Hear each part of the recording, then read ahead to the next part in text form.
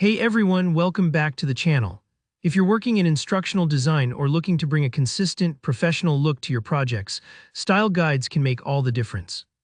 Today I'm going to show you how to quickly create and customize your own style guide in Figma, even if you're brand new to the platform. By the end of this tutorial, you'll have not only a beautiful style guide, but also a solid understanding of the process, so you can tweak and reuse this for any of your instructional design work.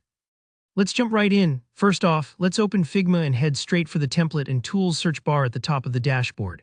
Figma has a huge library of resources, so starting here can really save you a lot of time and effort. If you haven't explored templates before, think of these as ready-made blueprints, kind of like finding pre-designed building blocks for your project instead of starting from a blank page. So in the search field, go ahead and type Style Guides. You'll see quite a few options pop up, each catering to different tastes and needs. Take a moment to browse through the available design style guide templates. Some are super minimal, perfect if you want something streamlined, while others might be more robust, with sections for typography, color palettes, logos, button styles, and more.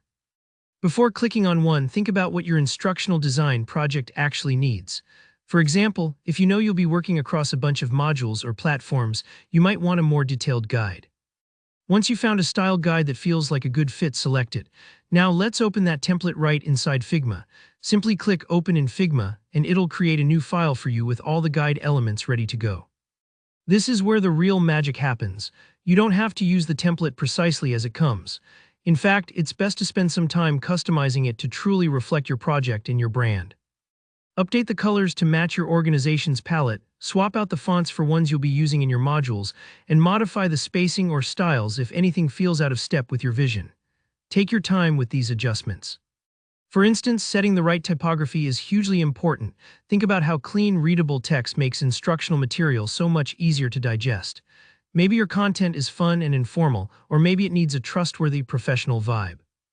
Every little tweak brings your project to life, so don't rush this part. Don't worry if you're unsure at first. Many people experiment with a few options before settling on a look that really works.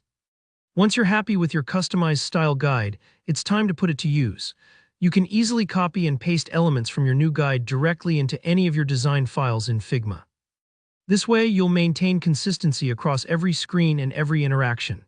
Consistency is everything in instructional design.